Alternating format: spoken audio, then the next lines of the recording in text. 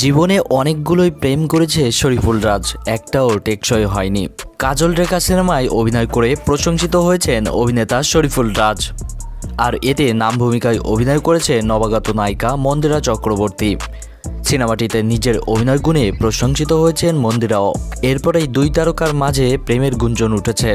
তারকাদের নিয়ে বিভিন্ন ধরনের চর্চা এবং আলোচনা সমালোচনা অবশ্য স্বাভাবিক, তবে এবার বিষয়টি নিয়ে খোলামেলা কথা বলছে রাজ।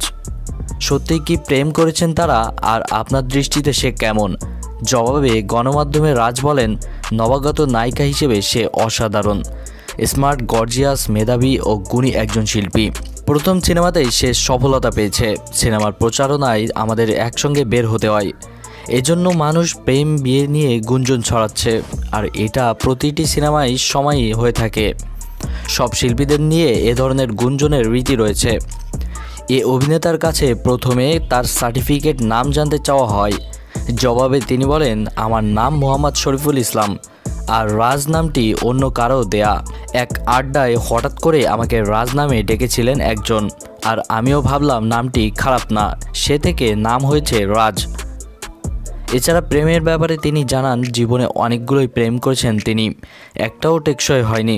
কিন্তু ব্রেকআপ হলে কিভাবে মুভ অন করেন সেই প্রশ্নের জবাবে তিনি বলেন, ঘুরতে বেরিয়ে পড়ি, ফুল এনার্জি নিয়ে আবার কাজে মন দেই। এ অভিনেতা আরও জানান, তার কাজে স্মরণীয় ও সারা জীবন মনে রাখার মতো তারিখ হচ্ছে 10 আগস্ট, কারণ দিনটিতে রাজপরীর কোলজুড়ে তাদের সন্তান রাজ্য আসে। ছেলেকে এখন অনেক মিস করেন বলেও জানান অভিনেতা রাজ। তো ভিউয়ার্স, আমাদের আজকের আয়োজনে পর্যন্তই। ধন্যবাদ সকলকে।